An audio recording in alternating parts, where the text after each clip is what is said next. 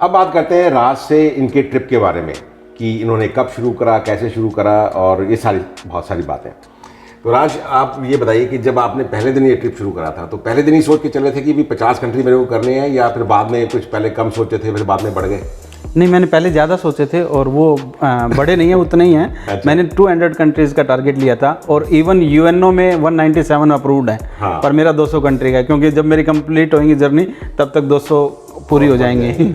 तो मैं 200 कंट्रीज़ का टारगेट लेके चला था। अभी तो 52 हुई हैं, अभी 148 कंट्रीज़ का जर्नी बाकी है। अभी कोरोना क्राइसिस की वजह से मैं थोड़ा सा मुझे वापस आना पड़ा था। नीदरलैंड में लास्ट स्टॉपेज था मेरा, तो ये जो ही ये पैंडमिक ख़त्म होएगा मैं नीदरलैंड वापस पहुंच जाऊंगा, वहाँ से आगे की कंटिन्यू करूँगा। तो शुरू से ही आपने सोचा था कि मेरे को इतने कंट्रीज करने हैं? मुझे मेरा पहला मकसद था कि मेरे को पूरी दुनिया में अपने हाथों से पौधे लगाने हैं। बहुत खूबसूरत। अच्छा, अब दूसरी बात यह है कि जब आपने इन सारे कंट्रीज का सोचा था तो वीज़े का कैसे करा था? आप वीज़ा यहाँ से लेके चले थे या वीज़ा वहाँ पर आप अप्लाई कर रहे हो, वहाँ पर मिल रहा है वीज़ा आपको हर जगह पे? मैं आपको बता दूं कि मैंने जब ये जर्नी शुरू की थी तो मैंने सबसे पहले यहाँ से मैं श्रीलंका गया था, पूरा इंडिया कवर करते हुए त्रिवेंद्रम से मैं श्रीलंका की तरफ गया था। तो श्रीलंका का वीज़ा ऑन अराइवल था, वो ले लिया मैंने। उसके बाद बांग्लादेश का मैंने कोलकाता से लिया, फिर मैं भूटान गया, नेपाल गया, फिर इंडिया आया। तो उसके बाद क्या हुआ कि मुझे लगा कि अब मुझे मिनिस्ट्री ऑफ एक्सटर्नल अफेयर से बात करनी चाहिए। तो मैंने किसी के थ्रू उनसे बात की और वहाँ पर मैं कुछ ऑफिसर से मिला, तो उन्होंने मुझे एक नोट तैयार करके दिया कि जहाँ भी मैं जाऊँ इंडियन एम्बेसी या जितने भी मिशंस हैं वो मुझे थोड़ी सी हेल्प कर दें। तो वो नोट मैं साथ लेके गया। उन्होंने किस चीज़ की हेल्प की थी कि वहाँ से वीज़ा दूसरे कंट्री का अप्लाई करने के लिए? हाँ, मतलब जहाँ भी जाता हूँ दे फेलिसिटेटिंग माई जर्नी एक्चुअली ना। तो मेरा सवाल ये है कि कई कंट्रीज़ में ये कंडीशन है कि आपको जो वीज़ा है वो अपने कंट्री से ही डालना। वहाँ पे मुझे भारतीय दूतावास मुझे हेल्प कर देता है। हालांकि मुझे भी बीच में एक बार वापस आना पड़ा था, जब मैं टर्की में था तो मुझे यूरोप वीज़ा नहीं मिला था।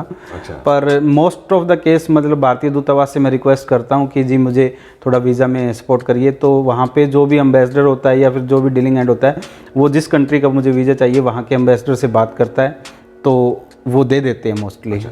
तो आपको किस कंट्री में प्रॉब्लम आई टर्की के अलावा? टर्की के अलावा मुझे जब मैं इंडोनेशिया में था, मैं तिमोर तक पहुंच गया था। अच्छा।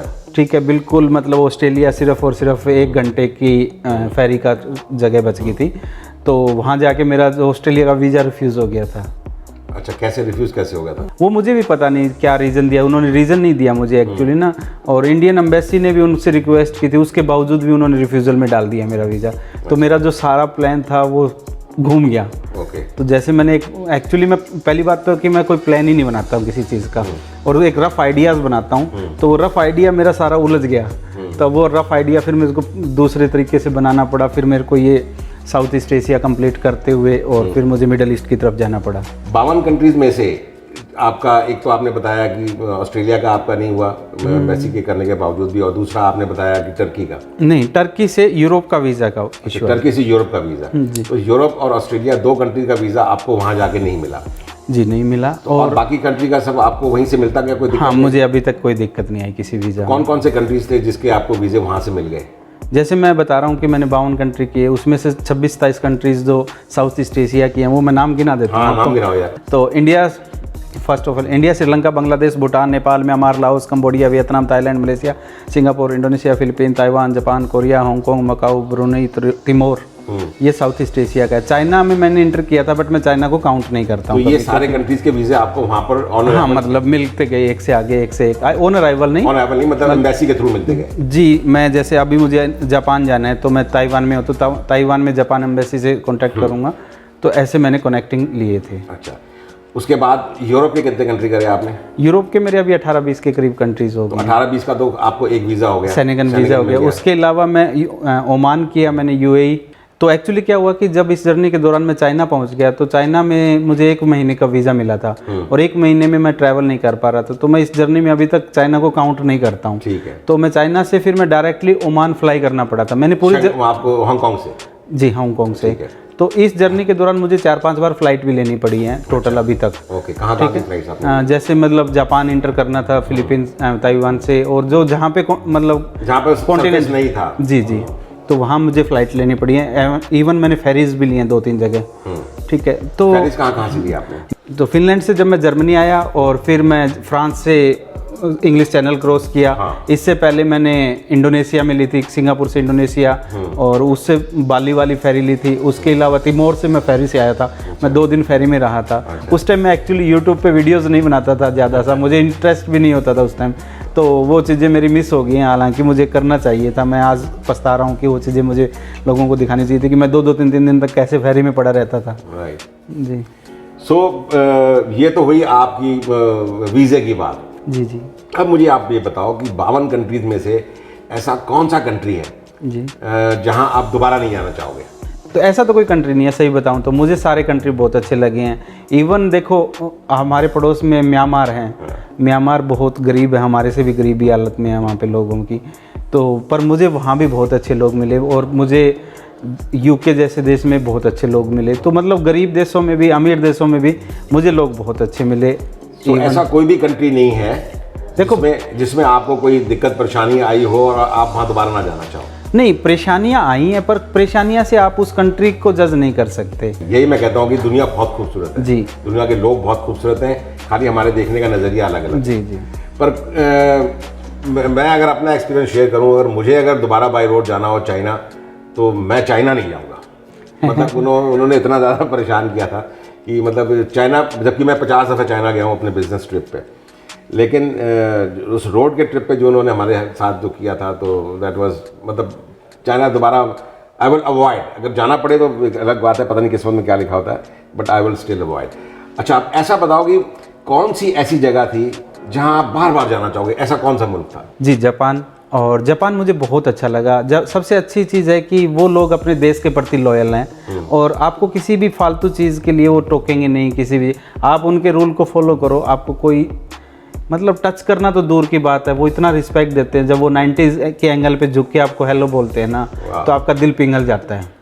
तो वो एक अलग रिस्पेक्ट है। और देश के प्रति देखो, टेक्नोलॉजी में जापान का कोई मुकाबला नहीं है, पर उसके बावजूद वो लोग कहीं पे आपको आधे से ज़्यादा हाईवे ऐसे मिलेंगे जहाँ पे रडार सिस्टम ही नहीं है। बहुत सारे बड़े बड़े मॉल्स मिलेंगे जहाँ पे कैमरे ही नहीं लगा रखे। क्यों? क्योंकि उन लोगों में ईमानदारी कूट कूट के भरी हुई है। उन लोगों का नेशनल कैरेक्टर इतना अच्छा है, इसलिए जापान को नंबर 1 माना जाता है। उनके लोग जो हैं, और country, hats off to that country. अब मुझे आप ये बताओ राज कि इस पूरी जर्नी से आपको क्या मिला? मतलब अब इस पूरी जर्नी का निचोड़ क्या है आपका, जितना भी आपने अभी तक 52 कंट्री करे? प्यार मिला। दुनिया बहुत हसीन है। घर से निकलते ही पता चला था कि पहले की दुनिया बहुत हसीन है, और लोग उससे भी ज़्यादा हसीन है। उनका आपके प्रति प्यार जो आता है ना, उमड़ उमड़ के, मतलब आप उसको शब्दों में कभी पिरो नहीं सकते उन चीज़ों को। जब आप जाते हो तो फील करते हो। और मैंने किताबें बहुत सारी पढ़ी हैं, पर अब मुझे लगता है कि अगर 1 हफ्ते ट्रैवल करते हो और 1 किताब पढ़ते हो तो बराबर है। ऐसा मेरा सोचना है। क्या बात। तो अब तक मैं क्या पता कितनी, मतलब लगभग 200-250 किताबें पढ़ चुका हूँ 4 साल की जर्नी में। आपको अगर उन लोगों को जो खास तौर से साइकिल के द्वारा इस तरह की जर्नी, लंबी जर्नी करना चाहते हो, तो आपका मैसेज उन लोगों के लिए क्या होगा? बस अपना सामान पैक करो और निकल जाओ। चीज़ें सोल आउट होती जाएंगी, लोग मिलते जाएंगे, आप एंजॉय करते जाओगे। जैसे मैं था, मैंने कैंची साइकिल चलाई थी, मुझे गियर सिस्टम भी चेंज नहीं पता था कि कैसे करते हैं। तो टाइम के साथ एक्सपीरियंस आता गया, और लोग जुड़ते गए, प्यार मिलता गया, सीखते गए, और होता जाएगा। पर सबसे ज़रूरी जो मैसेज है कि पहला स्टेप घर से निकलने वाला, जिस दिन तुम घर से निकल गए तो दुनिया तुम्हारे आगे है। मैंने बहुत दफ़े ये बोला है, मीटिंग्स में भी बोला है, प्रेस कॉन्फ्रेंस में भी बोला है कि ज़िंदगी में कोई भी, भले आप ये ट्रैवल कर रहे हो, या भले ही आप कोई भी ऐसा अपना करियर में या आपके परिवार में कोई भी ऐसा डिसीजन जब आप लेते हैं, तो वो आपका पहला कदम होता है। और जब वो काम आपका पूरा हो जाता है और आप मुड़ के देखते हैं, तो असल में वो आपका पहला कदम नहीं था। वो अगर आपने कदम उठाया ही नहीं होता तो आप मंजिल तक नहीं पहुंचते। तो वो बेसिकली आपका पहला कदम नहीं, वो आपका आखिरी कदम था। तो इसलिए बहुत ज़रूरी है एक डिसीजन लेना और उसको फॉलो करना।